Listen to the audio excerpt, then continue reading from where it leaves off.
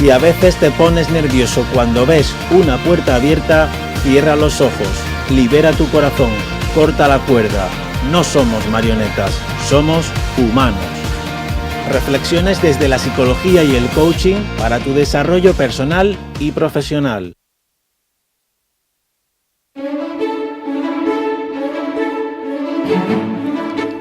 Es la una de la tarde de este viernes 21 de noviembre. Muy buenas tardes y bienvenidos a vuestro programa de desarrollo personal y profesional. Bienvenidos a Humanos. Saludos cordiales, soy Germán Pecellín, psicólogo coach, y como siempre acompañado por Fabián de Marco, también psicólogo coach, Ausi Marciano, psicóloga, experta en comunicación y género, y en las labores técnicas, Paco Cantalejo. Hoy hablaremos sobre cómo mejorar nuestro rendimiento. Y para hablar sobre esto contamos con la ayuda de Santiago Rivera Matiz, nuestro experto invitado de hoy en Humanos. Este programa hecho para vosotros, que sois los que no os conformáis con hacerlo posible. Para vosotros que sois los que lo hacéis posible. Para vosotros que sois humanos. Comenzamos. Muy buenas tardes, Fabián. Hoy no estás al 100% de rendimiento. Al 50%. Sí, tengo la lateralidad un tanto averiada. Pero bueno, sigue funcionando bien la parte derecha, así que con buena letra y con muchas ganas. Buenas tardes a todos los que nos escuchan. Buenas tardes, compañeros, compañera. Hoy contamos con un experto invitado que compartirá con todos nosotros un tema que nos permitirá saber más sobre nuestro rendimiento y nos dará claves prácticas para mejorarlo. Continuamos así creciendo en nuestro desarrollo personal y profesional. Hoy con un tema relevante y de actualidad. En este programa conoceremos el punto de vista de nuestro experto invitado y nos adentraremos en el conocimiento de la psicología del rendimiento. Muy buenas tardes, Ausi. Hola, buenas tardes, Germán. Saludos cordiales a todos los oyentes. Pues el tema de hoy me parece muy interesante, la psicología del rendimiento y las claves para mejorarlo. Así que este programa, sin duda, va a tener mucha utilidad para todas las personas que nos escuchan. Estupendo, muy bien, Ausi. En esta tarde nos acompaña en Humanos Santiago Rivera Matiz. Santiago está con nosotros para hablarnos sobre el tema de hoy, cómo mejorar nuestro rendimiento. Os recordamos que a partir de ahora mismo podéis enviarnos vuestras sugerencias, comentarios y aquellos temas que queráis que tratemos con nuestros próximos expertos invitados a través de nuestro correo electrónico. Participa @humanosradio.com. Síguenos en Twitter @humanosradio. Visita nuestro blog humanosradio.com y nuestra página de Facebook Humanos Radio. Las personas efectivas no se orientan hacia los problemas, sino hacia las oportunidades. Humanos, viernes de 1 a 2 de la tarde en Radio Guadaira. Para tu desarrollo personal y profesional, Humanos.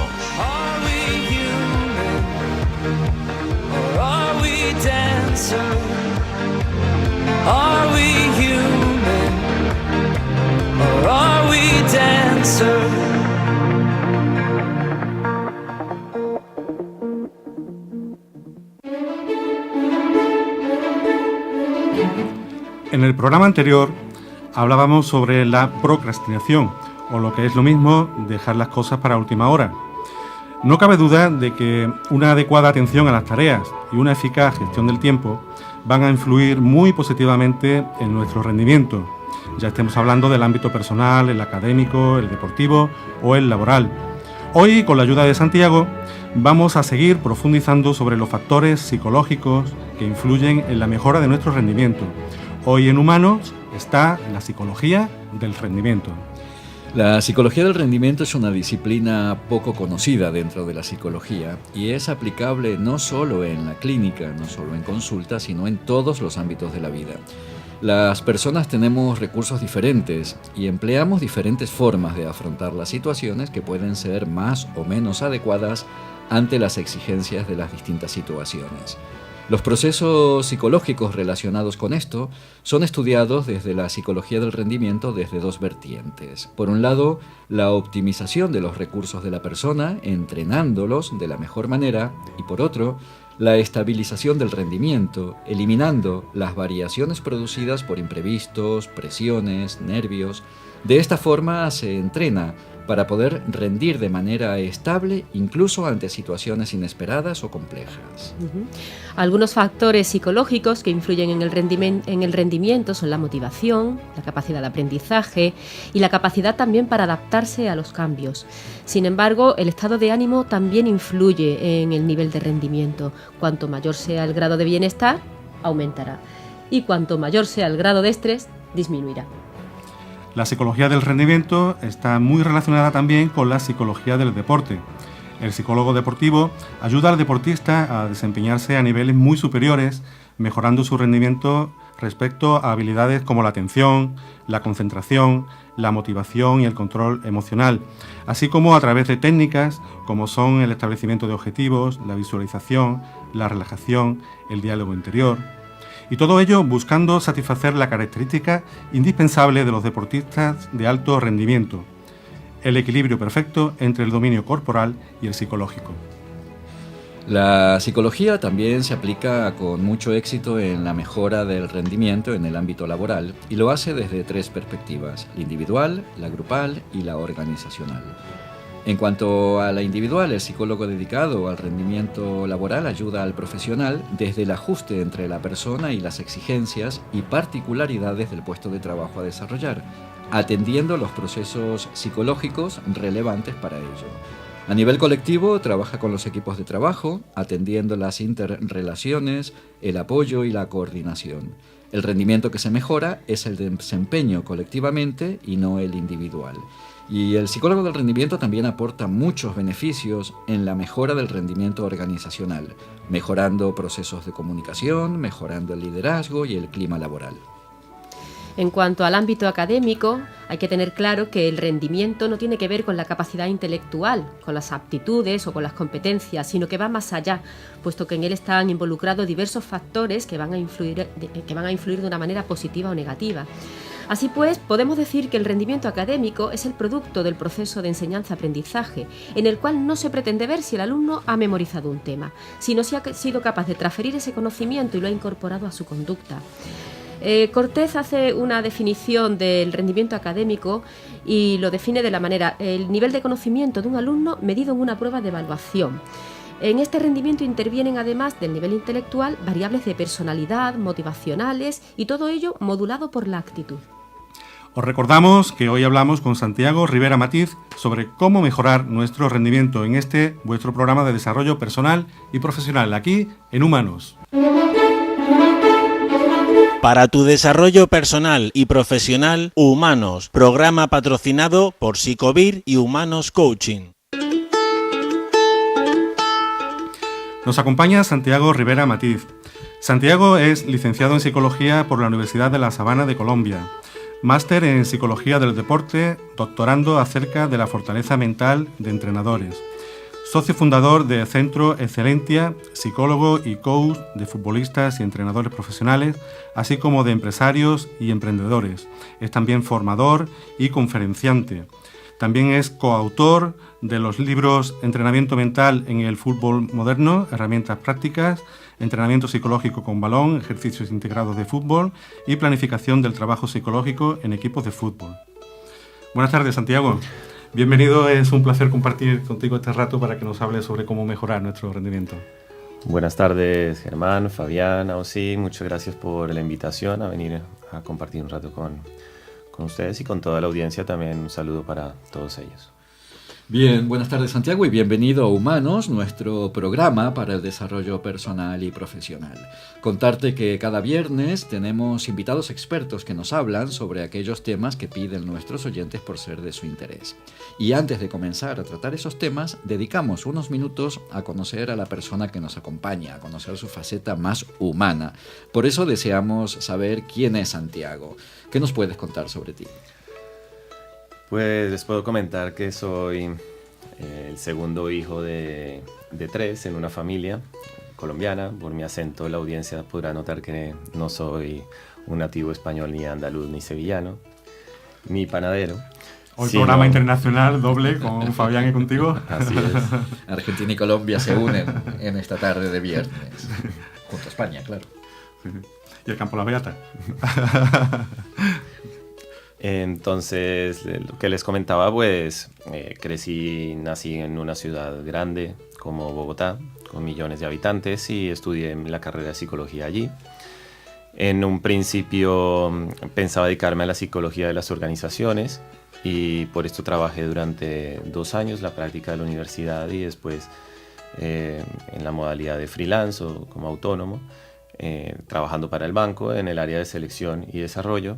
Sin embargo, pues en un banco grande y en el tipo de cargos a los cuales yo intentaba o trabajaba para cubrir las vacantes, pues había mucha rotación y encontraba que era un trabajo bastante mecánico y perdía un poco para mí el sentido de lo que es la psicología y el favorecer el bienestar, el desarrollo y la mejora del desempeño de las personas. Realmente me sentía como tratando máquinas y descartando lo más rápido posible a los candidatos que no cumplían con el perfil que deseaba la empresa. Por lo tanto, comencé a aburrirme poco a poco, a perder el sentido de lo que hacía. Y en aquel entonces pues coincidió con que cumplí un primer sueño de mi vida, que era hacer un viaje en tren alrededor de Europa. Había trabajado en algunos veranos, inviernos en Estados Unidos para ahorrar un dinero y poder cumplir con ese propósito. Finalmente hice el viaje, visité algunos países y me encantó Europa, hace ya 12 años casi. Y en ese momento decidí que quería vivir una temporada en España o en otro país europeo, y hasta el día de hoy pues casi que llevo 10 años viviendo en la península. Así que me terminé graduando, dejé el trabajo y decidí apostarle a la psicología del deporte y me vine a hacer un máster en la Universidad de Santiago de Compostela. Viví 8 meses allí, después me trasladé a Sevilla para hacer la práctica de mi máster. Y hasta el día de hoy pues estoy muy feliz viviendo en Sevilla. Muy bien, bienvenido. Santiago, y una vez acabada esa etapa de estudio intenso, los primeros pasos profesionales, ¿en qué línea fueron? Pues durante 6 años trabajé en los escalafones inferiores del Sevilla Fútbol Club. Hice la práctica, tenía 2 funciones relacionadas pero distintas. Una de ellas era ser tutor y, digamos, educador de la residencia de deportistas, solo que la residencia se refiere a los chicos que son foráneos, no son nativos de Sevilla ni viven muy cerca, están a una distancia significativa, por lo que no pueden trasladarse diariamente a entrenar. Y el club pone a su disposición toda la manutención para que hagan y formen parte de la familia de la cantera. Y estuve cuidándolos a ellos, vivía con ellos, fue una experiencia bonita, a veces difícil, ¿no? Vivir con chicos jóvenes, alejados de su entorno, pero fue muy satisfactorio también encontrar que muchos de ellos pues valoraron y crecieron a nuestro lado junto con otros compañeros. Algunos de ellos todavía siguen colaborando con el club. Y bueno, esta era una de las tareas. Y la otra, que era aún más de mi interés por mi interés de desarrollo profesional, pues el trabajar como psicólogo del deporte, formándolos dentro de un contexto de alto rendimiento, pero formativo, ¿sí? No es lo mismo un club de fútbol de una escuela deportiva, que simplemente los chicos van a divertirse, a pasar un buen rato y a hacer deporte de una forma sana, sino que en estos contextos y en este tipo de clubes profesionales, tipo Betis, Córdoba, Cádiz o Sevilla, Granada, pues lo que buscan es que algún día esos futbolistas en los que están invirtiendo tanto esfuerzo, pues lleguen a un primer equipo, ¿no? Y sean futbolistas profesionales. Entonces, dentro de un contexto formativo se les enseña y se les exige un alto rendimiento, aun cuando sean muy jóvenes, ¿no? Es un equilibrio difícil de encontrar, pero trabajamos en esa línea. Y en la actualidad, Santiago, ¿tus responsabilidades profesionales cuáles son? Pues yo soy el director de Centro Excelentia, el centro en el cual nosotros vamos desarrollando nuestras actividades profesionales. Ahora mismo pues trabajo con futbolistas, principalmente me desempeño en el fútbol y en el mundo de la empresa con emprendedores o directores, y soy el director de nuestro centro, colaborando con futbolistas, entrenadores, y buscando que encuentren dentro de contextos de alto rendimiento, alto estrés y en los cuales se exponen socialmente a ser señalados de alguna manera en situaciones de evaluación, donde si no cumplen con su desempeño, pues van a tener que soportar ciertas cargas psicológicas y sociales. Por lo tanto, es importante que consigan un equilibrio personal y profesional para poder alcanzar ese desempeño esperado.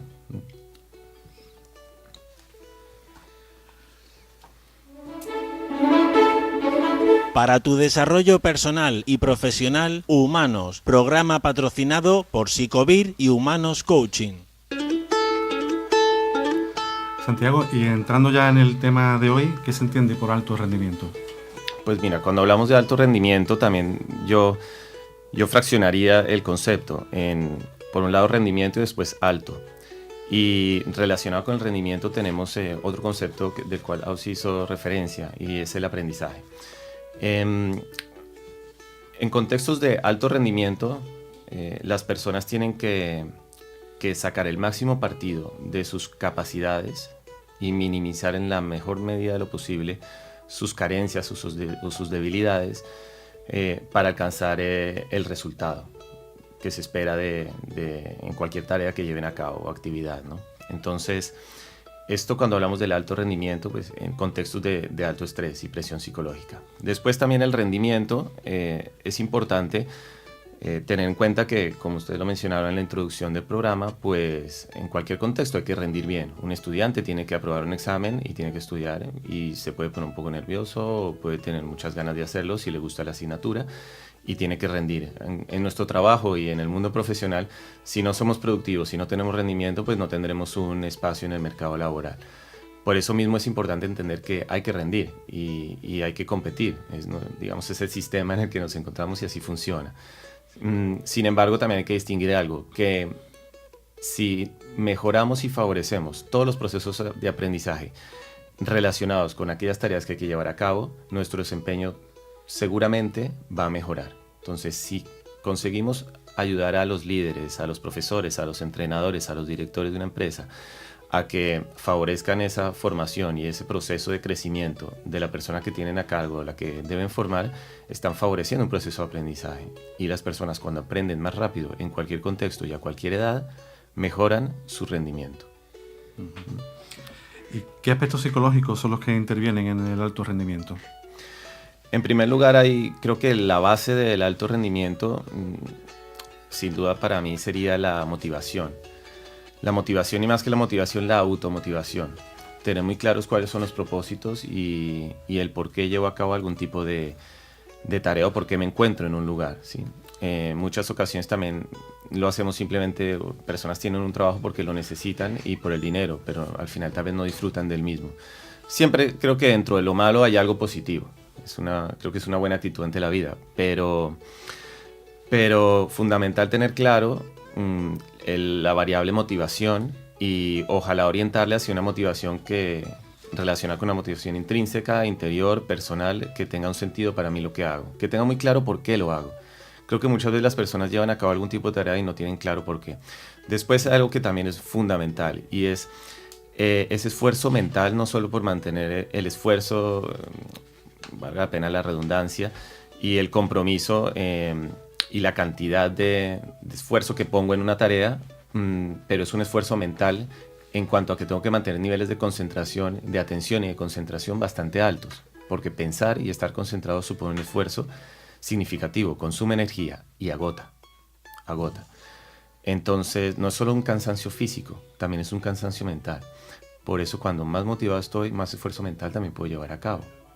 Y en otros contextos, en algunos contextos deportivos de rendimiento y de gran exigencia física, deportes de mucha resistencia, como el squash, como las pruebas de maratón, un 400 metros, un 800 metros, una media maratón, el ciclismo, donde durante mucho tiempo tengo que soportar una carga física muy importante. Al final las pruebas se terminan ganando o terminando, no ganando necesariamente. El que termina un maratón por primera vez en su vida es exitoso sin lugar a dudas y llegó del número 500 o 4000, da igual, pero lo importante es que mantuvo la concentración en la cantidad de esfuerzo invertido en esa tarea. y seguramente sus piernas se mueven por su fuerza mental. Y su fuerza mental está fundamentada en la motivación, la concentración y también en el reajuste de expectativas, en la capacidad de adaptación. Las personas, en la medida en que más se adaptan y más flexibles son en un momento dado, pues sacan el máximo partido de lo mucho o poco que tengan. ¿Sí? Por eso es tan importante, por un lado, volviendo y cerrando la pregunta que has hecho, Germán, la motivación, la concentración y el ajuste de esas expectativas para poder conseguir tener un nivel de autoconfianza y seguir creyendo en mis posibilidades de alcanzar el éxito. Y el éxito no es el primero del mundo, el primero de una carrera, o el mejor de mi empresa, o el que más vende, o el que saca mejores notas. El éxito también consiste en disfrutar y aprender de ese camino, sin lugar a dudas, ¿no? Entonces, y cada uno tiene sus objetivos, ¿sabes? Y lo importante es saber plantearse esas metas también, ¿no? Cosa que se trabaja muy bien en la psicología del deporte y en la psicología del rendimiento y en el coaching, ¿no? Que habrán hablado muchas veces de planteamiento de objetivos seguramente en el programa. Santiago, y en base a esto que nos cuentas, ¿cómo describes a una persona de alto rendimiento? Pues una persona de alto rendimiento es una persona que gestiona correctamente muchas variables relacionadas que inciden con el estrés y las emociones. Entonces volvemos a hablar, y tal vez no mencioné el estrés o el control de la ansiedad también como un aspecto fundamental en el alto rendimiento individual, y tampoco mencioné lo que son las variables relacionadas con la cohesión grupal, el compromiso de todas las personas de un grupo en la consecución del objetivo común, ¿no? Durante un tiempo determinado y un espacio compartido, sino que como son contextos de alto rendimiento en los que hay que controlar variables, o más bien adaptarnos a variables relacionadas con el estrés, como situaciones novedosas que yo no he vivido antes. Esto suele estresarme porque me da una sensación de descontrol. Y nosotros como personas, seres humanos, pues necesitamos sentir que controlamos el entorno. Y cuando el entorno se sale un poco de nuestro control, comenzamos a estresarnos. Y está bien estresarse, porque eso nos hace actuar. Lo importante es que el estrés no se vuelva ansiedad y que la ansiedad no se vuelva un bloqueo mental y físico, porque entonces me paralizo y asumo una actitud pasiva ante la situación y no activa. Entonces dejo de buscar soluciones y lo que hago es centrarme en el problema y en las carencias, no en aquellas herramientas que puedo utilizar para dar un paso hacia adelante, que pueden ser herramientas técnicas, que pueden ser herramientas mentales, herramientas físicas, ¿no?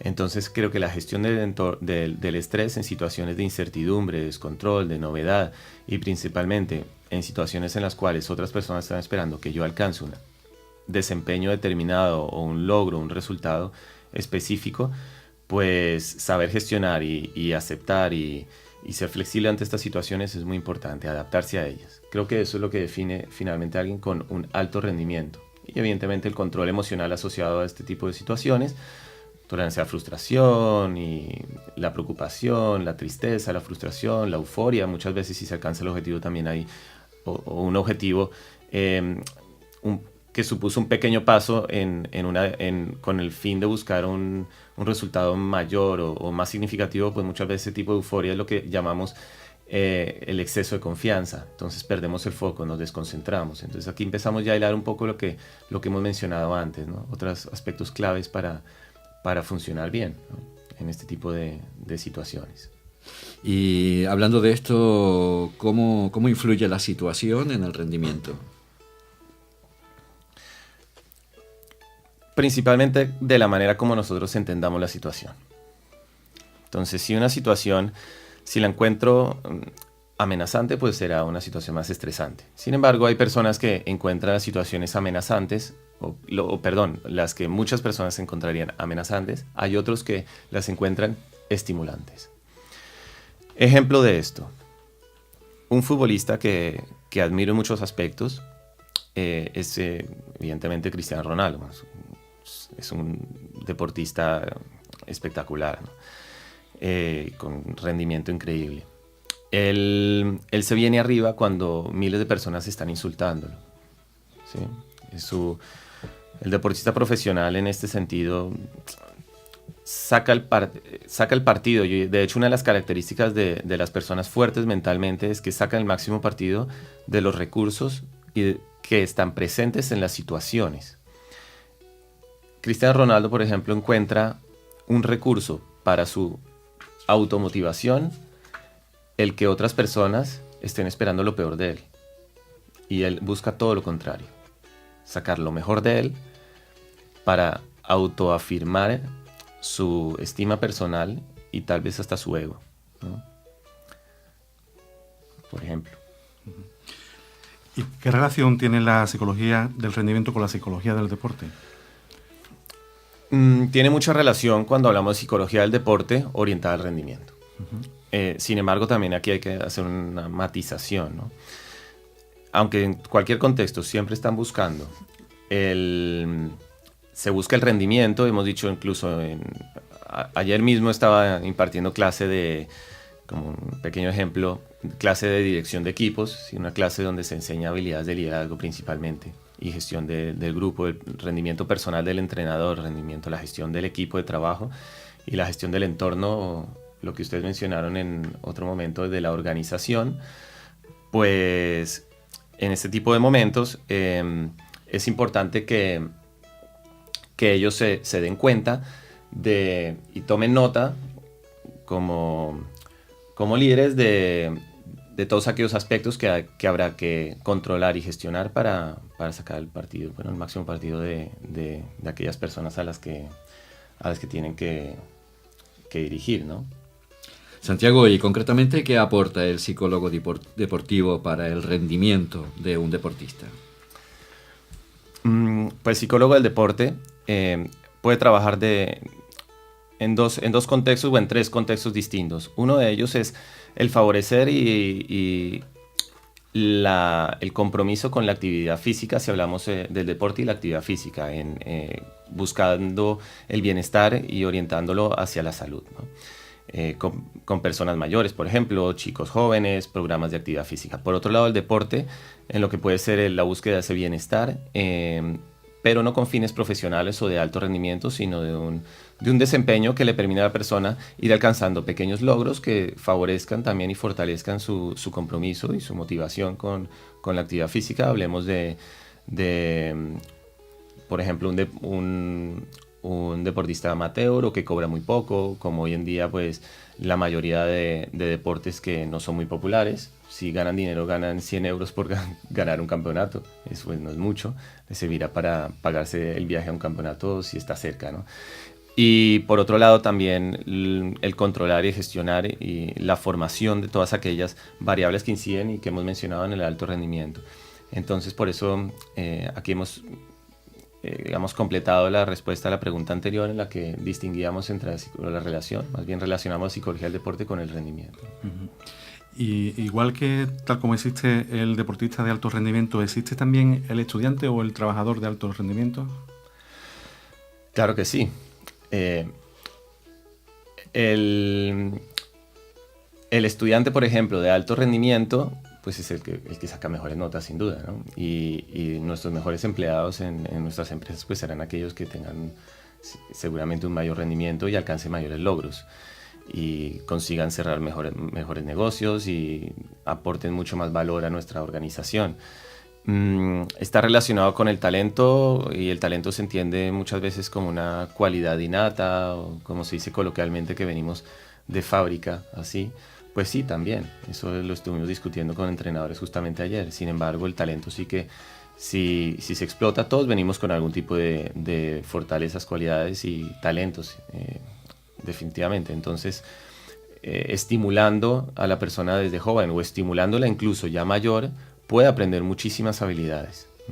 Una persona mayor siempre puede, hasta el final de nuestras vidas podemos aprender. Entonces, si nosotros trabajamos muy, muy duro, nos esforzamos en que esos procesos de aprendizaje sean los más óptimos y eficaces posibles, seguramente las personas van a mejorar su rendimiento y tal vez consigan competir con variables como la motivación con otras personas que están mejor cualificadas y que sin embargo no tienen el mismo nivel de motivación, y por eso mismo en algún momento disminuyen la cantidad de esfuerzo invertido y por eso mismo dejan de tener un alto rendimiento y su lugar lo ocupa una persona que en principio está mucho menos dotada y tal vez menos cualificada para ocupar ese cargo, pero lo ocupa porque se comprometió consigo mismo, consigo misma en todo lo que pudo, ¿no?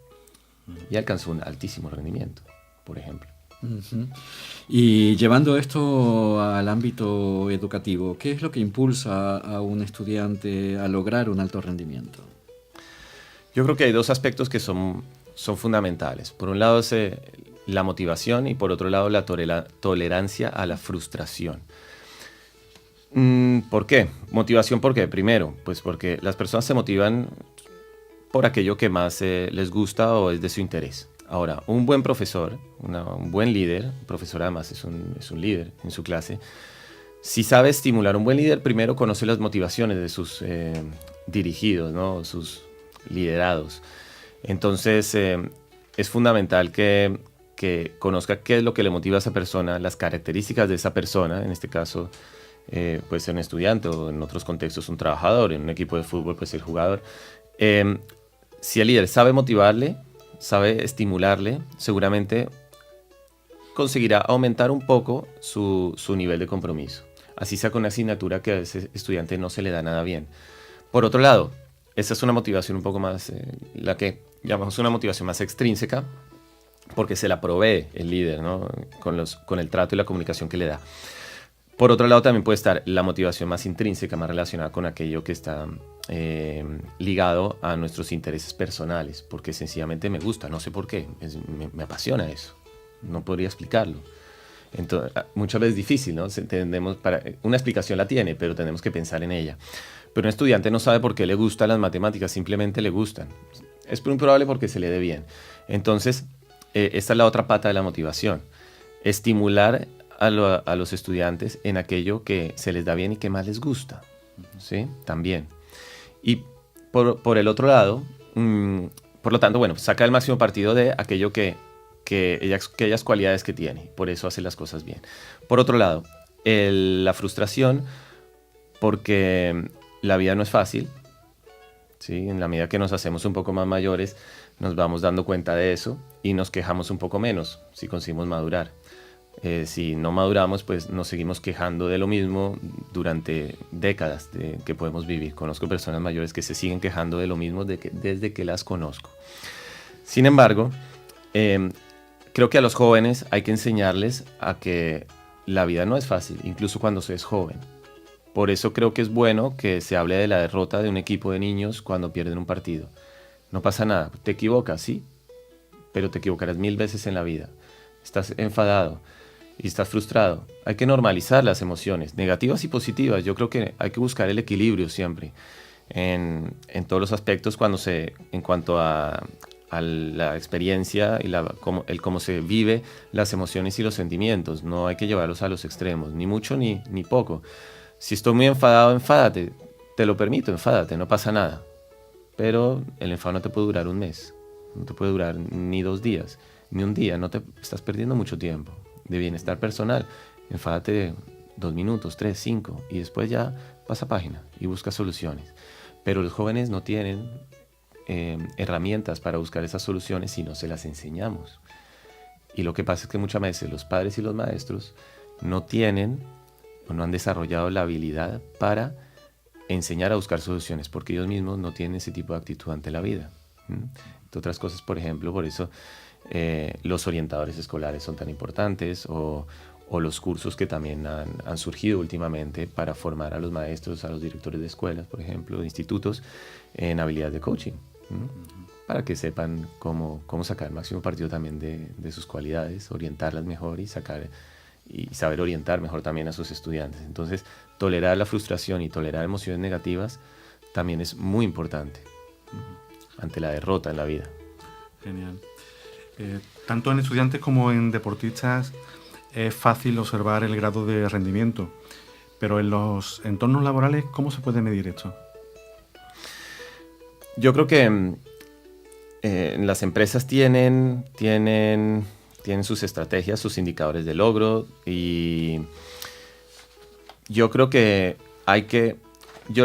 yo me enfocaría más en la capacidad que tendría el líder, el director, de observar y de analizar la progresión del de su dirigido, de su subalterno.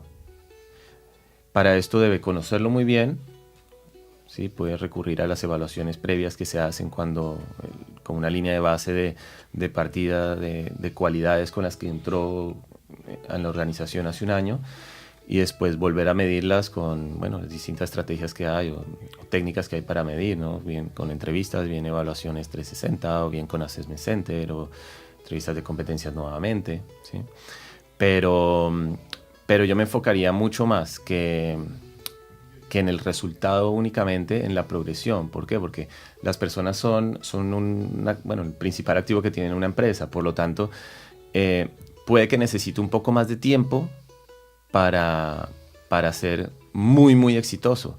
Tal vez esperaba. Lo que pasa es que siempre hay prisas, ¿no? En el contexto competitivo, igual que en el alto rendimiento, en el deporte, en las empresas, siempre se buscan los resultados inmediatos y tiene que ser rentable ya. Sin embargo, a veces las prisas hacen que se pierda un valor muy importante para la empresa, y a veces tener un poquito de paciencia. Igual a como en un equipo profesional se espera que un joven tenga un año más de recorrido, igual como por ejemplo la buena temporada que ha venido haciendo en el Sevilla Gerard Deulofeu, por ejemplo. En el Barça no tenía un sitio, pero se está formando en la primera división de España, muy muy competitivo, y en un gran equipo muy competitivo como el Sevilla. Gran campaña que está haciendo, y está siendo un jugador importante. Entonces seguramente en un año o dos, tal vez 3, pueda ser uno de los delanteros del FC Barcelona, cuando termine de madurar y esté a esa altura. Pero esto por desconocimiento, creo, tal vez por inseguridad, tal vez por las presiones que también el director de un área en una empresa tiene, pues no le dan ese margen a las personas para que terminen de formarse. Entonces creo que lo primero es conocer muy muy bien a ese ser humano que están dirigiendo. ¿Para qué? Para saber cuál es su potencial. Porque si se le forma bien, después no solamente va a tener un grandísimo compromiso, por lo tanto motivación con la empresa, sino que además va a estar formado en la misma dirección y bajo los mismos valores deseables en esa organización. Básicamente alineado con la misión, la visión de la empresa. Uh-huh. Santiago, hablamos de progresión, hablamos de resultados, y en este ámbito, ¿qué factores o elementos podrían servir como predictores de un alto rendimiento? A mí hay una manera como me gusta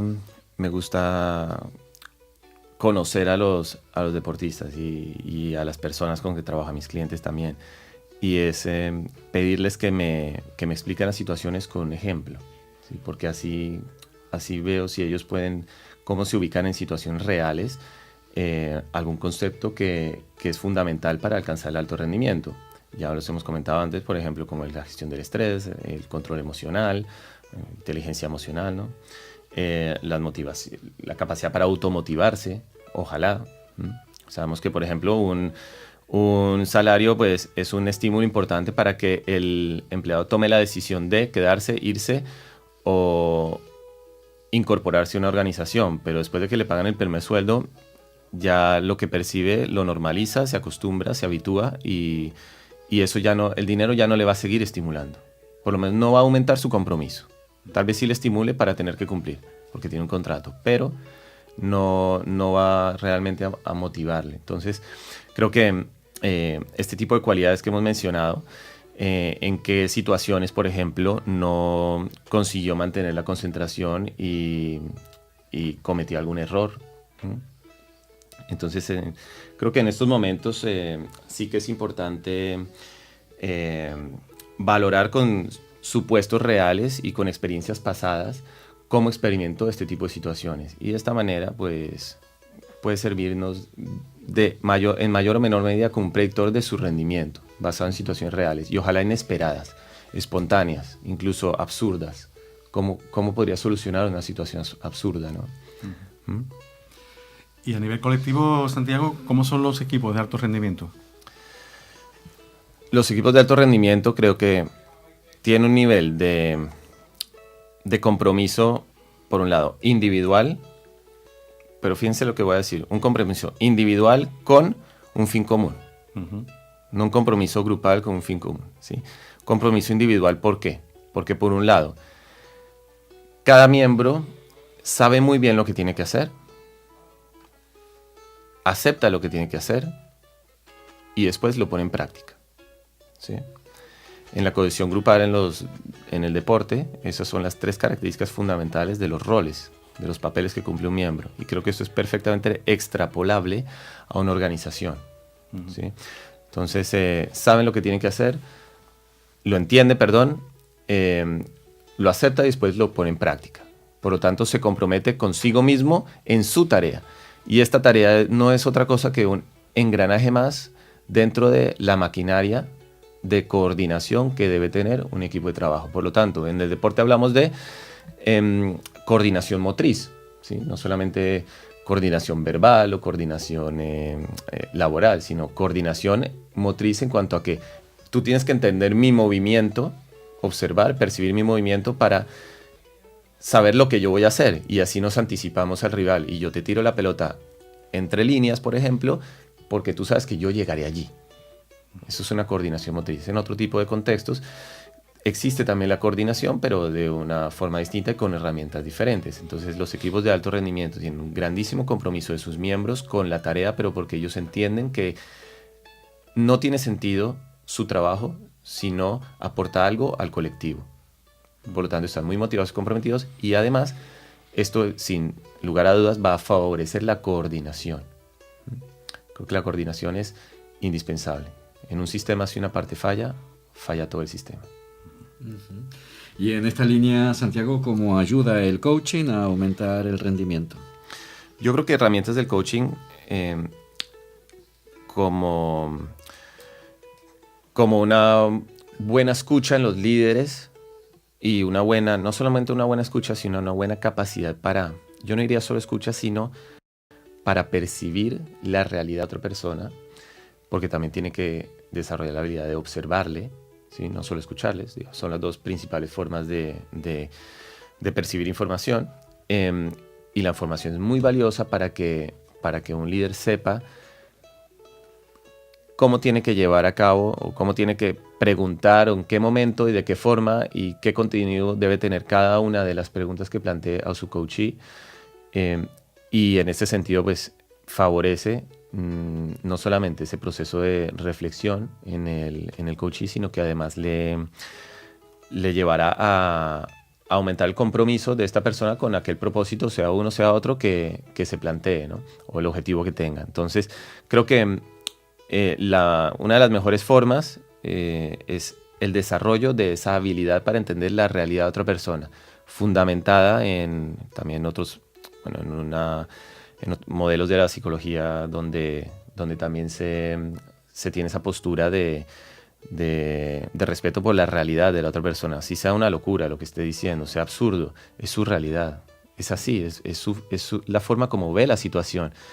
Y si eso lo aceptamos lo más pronto posible, seguramente vamos a poder conectar, relacionarnos de una forma más íntima, más cercana y más ajustada a la realidad. Y dejaremos de tener monólogos entre 2 personas que hablan y empezaremos a tener conversaciones. Entonces creo que esta postura del coaching pues sí que favorece muchísimo el logro de objetivos, ¿no? Muy bien, Santiago, antes de que nos cuentes cuáles son las claves prácticas para mejorar nuestro rendimiento, te invitamos a ti y también a nuestros oyentes a que escuchemos el relato que trae Ausi. Para vosotros que sois los que no os conformáis con hacer lo posible. Para vosotros que sois los que lo hacéis posible. Para vosotros que sois humanos. Ahora sí, a disfrutar de este relato. Para tu desarrollo personal y profesional, Humanos, programa patrocinado por Psicovir y Humanos Coaching.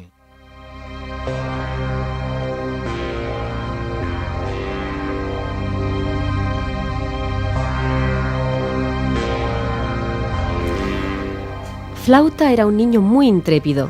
Se pasaba el día investigando y explorando todos aquellos bosques y rincones que los demás niños rodeaban, porque les daba miedo. Además de ser muy valiente y aventurero, era un excelente flautista y siempre llevaba su flauta en la mochila de explorador que por las mañanas se preparaba en casa para pasar el día. Sus amigos más cercanos le llamaban Flauta, aunque se llamaba Berto, y esto le encantaba, porque le hacía sentirse importante delante de toda su familia, los cuales eran todos músicos. Parecía que el futuro de Flauta sería el mismo que el de su familia, tocar algún instrumento musical que le hiciese sentirse importante e imprescindible. Pero eso no fue así. Flauta tocaba la flauta cada vez que se sentía inspirado y en sus momentos libres.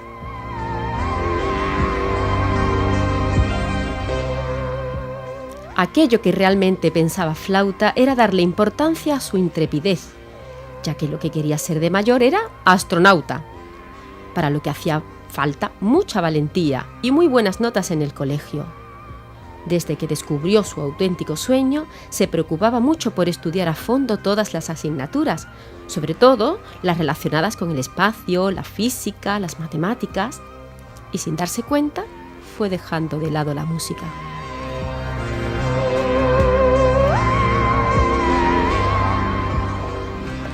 En su familia estaban descontentos con sus resultados musicales y le riñeron por no saber aprovechar los recursos que de manera natural él poseía. Pero Berto estaba ensimismado en su futuro y aunque escuchaba lo que los padres le decían, seguía con su afán de ser astronauta.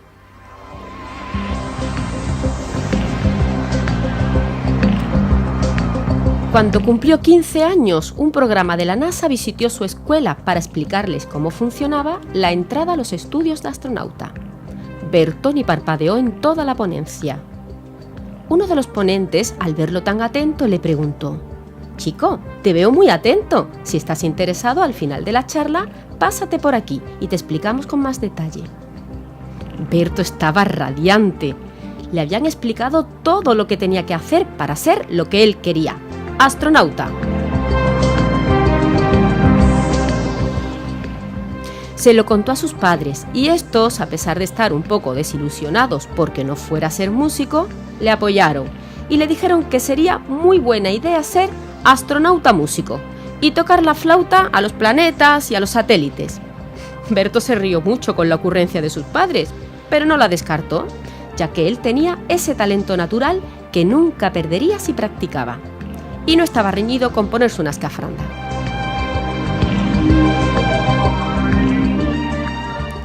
Cuando Berto maduró y tomó la decisión de su futuro, luchó por ser el mejor astronauta de la historia, que además sabía tocar la flauta. Daba conciertos dentro de la nave espacial, irradiaba conocimientos y ganas de superarse a sí mismo, y se podía poner la escafandra y al mismo tiempo tocar la flauta. Berto consiguió su gran sueño. Fue el mejor astronauta de la NASA desde el primer momento que comenzó. Y además era el mejor flautista con escafandra que la NASA había tenido nunca. Y siempre fue muy feliz porque llegó a ser lo que se propuso. La escafandra del astronauta flauta, cuento infantil escrito por el equipo de cuentos infantiles cortos. Cuando nuestro proyecto de vida nace de un sueño, de una ilusión, casi con toda probabilidad tendremos asegurada la motivación necesaria para recorrer todos los caminos dando lo mejor de nosotros. Sentir entusiasmo por lo que haces es uno de los ingredientes principales para tener un rendimiento elevado. ¿Cuál es tu opinión? Déjanos tus comentarios en nuestro muro Humanos Radio de Facebook. A menudo no es más inteligente el que sale adelante, sino el que se atreve. Humanos, viernes de 1 a 2 de la tarde en Radio Guadaira. Para tu desarrollo personal y profesional, Humanos.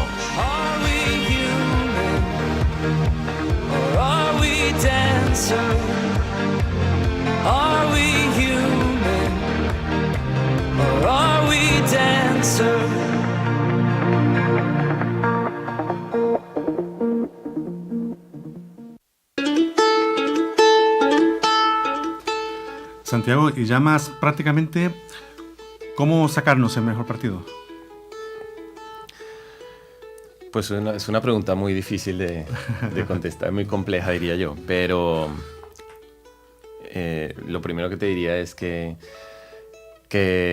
las personas en algún momento de su vida deberían visitar un psicólogo para conocerse mejor.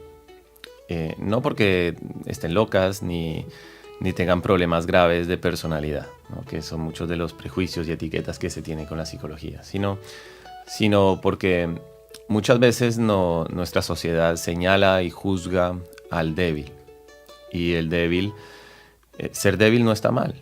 Todos tenemos debilidades, todos tenemos sufrimientos, penas, todos tenemos cosas que no van bien en la vida, y todo lo contrario es lo que fomentan, por ejemplo, hoy en día las redes sociales, ¿no? Las personas que están quejándose permanentemente en Facebook las encontramos como fastidiosas, incómodas. Uf, qué amigo tan pesado tengo. O incluso nos molestan los que solo ponen lo feliz que es su vida. Habría que ver si realmente es tan feliz su vida, ¿no?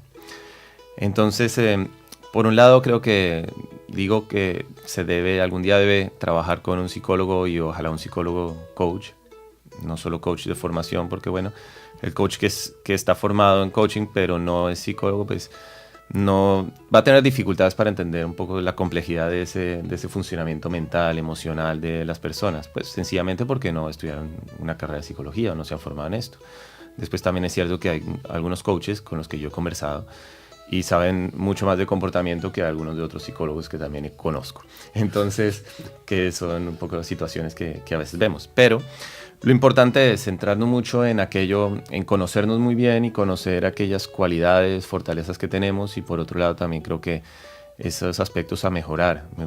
Siempre me gusta tener un enfoque más positivo de las situaciones, no ver como defectos. Sí, son defectos, pues llamémoslo por el nombre de defectos, sí, defectos, pero un defecto que es una oportunidad de aprendizaje. Y por la orientación profesional que yo tengo, pues creo que todos los problemas siempre son oportunidad de crecimiento. Y en este sentido, esta es una buena actitud para sacar el máximo partido de lo mucho poco que tengo. Y por eso voy al siguiente paso, y es aceptarnos como somos.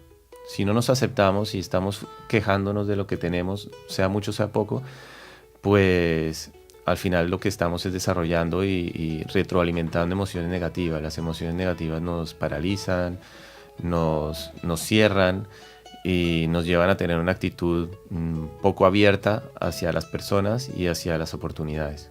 Dejamos de ver una oportunidad de alegría, una oportunidad de crecimiento, una oportunidad de relacionarnos con alguien, de dar un consejo, de ayudar o de ser ayudados. Perdemos esas oportunidades cuando estamos enfadados, tristes, frustrados, porque nos damos cuenta. Y Santiago, ¿cuáles pueden ser los obstáculos, mejor dicho, cuáles pueden ser y cómo podemos superar los obstáculos que encontramos en nuestro camino a la hora de avanzar en la mejora de nuestro rendimiento? Yo le haría esta pregunta, Fabián, a la respuesta de la pregunta anterior. Y hay otro aspecto fundamental del cual hemos hecho de alguna forma mención, pero llamo de conclusión, ¿no? Y es el tolerar la frustración y no venirnos abajo con los errores y con los tropiezos. Adversidades encontramos siempre. Problemas, solo hay que levantarse de la cama para encontrar un problema. Es muy fácil encontrar un problema. Es más, si yo quiero encontrarlo, ya mismo lo busco, porque seguramente hay algo en mi vida que no tengo y quiero, y eso ya es un problema. Si para mí lo es, ¿no? Si lo entiendo de esta manera. Entonces, yo creo que a veces es bueno buscar problemas, porque hay muchas situaciones con las que venimos cargando y no queremos afrontar por temor o porque no tenemos porque es doloroso o porque no tenemos las herramientas, ¿no? para poder afrontarlas. Entonces creo que tolerar frustración y hacernos fuertes, ¿no? Aquí hablaremos de otro concepto que es la resiliencia, puede ser el tema de otro programa. Muy bien. Y concretamente, Santiago, ¿qué pasos debemos seguir para conseguir un alto rendimiento? Creo que definir muy bien. Es muy difícil que yo rinda bien en algo que no me guste y que no me apasione. Entonces creo que es muy importante identificar las motivaciones más profundas que tenemos, buscar dentro del entorno, primero dentro de mí, después dentro del entorno, todos los recursos posibles que puedan favorecer la creación y el acercamiento a las condiciones necesarias para poder formarme y prepararme en aquello que yo quiero rendir bien. Y por otro lado, pues no olvidar que siempre hay que tener un esfuerzo, si hablamos del deporte, que es un esfuerzo permanente en lo físico, y en cualquier otro contexto siempre también en lo mental, ¿no? Y ya relacionado a lo que hemos dicho, el esfuerzo mental cansa, ¿no? Santiago, llegando ya casi al final de esta estupendísima entrevista, nos gustaría pedirte que dejes un mensaje para nuestros oyentes. Pienso que les invitaría a que se esfuercen cada día por encontrar las cosas positivas que nos da la vida, realmente, y aceptar las negativas. Creo que la aceptación es una parte fundamental. No nos estamos refiriendo a conformarnos, nos estamos refiriendo a que aquello que no nos gusta tenemos que reconocerlo, y el primer paso es aceptarlo para después buscar el cambio.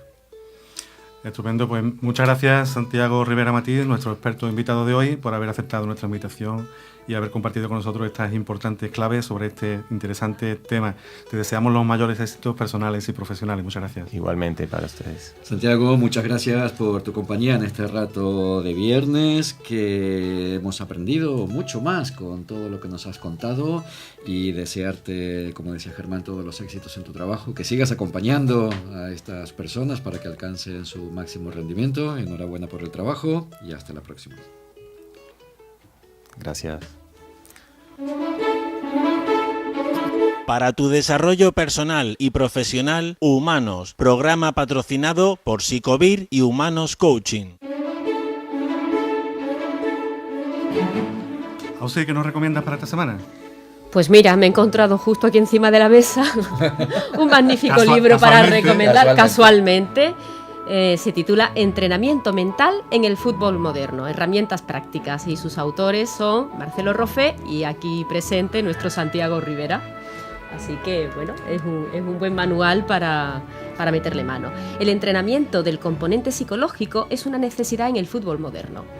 Cuando las fuerzas técnico-tácticas o físicas son similares, la diferencia puede encontrarse en las habilidades psicológicas: motivación, concentración, control de las presiones, toma de decisiones, resiliencia, y las socioafectivas, liderazgo y trabajo en equipo. En el Mundial de Fútbol de Brasil, de 2014, hubo 10 equipos de 32 que contaron con este aporte. Fue evidente este hecho. Equipos que llegaron como favoritos fueron eliminados en la fase de grupo. Bueno, España fue uno de ellos, a pesar de contar con grandes futbolistas. Otros fueron sorprendidos por el orden, la intensidad y la concentración de un rival inferior. O bien, distintos encuentros se definieron por descuidos mentales que pudieron haber sido entrenados. En cualquier caso, para sacar el máximo rendimiento de las cualidades deportivas, la fuerza psicológica resulta fundamental. Pues bien, en este libro, 26 autores de reconocido prestigio en España e Iberoamérica nos presentan 19 capítulos en los que abordan numerosos temas relacionados con la psicología aplicada al fútbol. En cada caso, analizan un tema desde dos perspectivas distintas. Primero, explican cómo los factores mentales inciden en el funcionamiento psicológico de entrenadores, jugadores, equipos y entornos. Y en segundo lugar, presentan herramientas prácticas y orientaciones sencillas para facilitar el entrenamiento de esas habilidades. Bueno, pues ya estamos en la recta final del programa de hoy. Hemos contado con Santiago Rivera Matiz. Santiago nos ha dado la oportunidad de saber algo más sobre cómo mejorar nuestro rendimiento. Confío en que os haya gustado y en que no os perdáis el siguiente programa. En el siguiente programa hablaremos sobre la empresa saludable. ¿Qué es una empresa saludable? ¿De qué depende su salud? ¿Cómo hace que nuestra empresa lo sea? No te pierdas la opinión de nuestro próximo experto invitado aquí en Humanos. Que seáis felices y que tengáis una estupenda semana. Hasta nuestro próximo programa. Hasta el próximo viernes. Tenemos una cita a la 1 de la tarde en este programa hecho para vosotros, que sois los que no os conformáis con hacerlo posible. Para vosotros que sois los que lo hacéis posible. Para vosotros que sois humanos. Y recuerda que puedes ver los programas en el blog humanosradio.com. A disfrutar del fin de semana. Muchas gracias a todos. Hasta la próxima. Suelta las amarras, navega lejos de la seguridad del puerto, deja que las velas se hinchen, explora, sueña, descubre, disfruta de la semana y recuerda, podemos ser más humanos.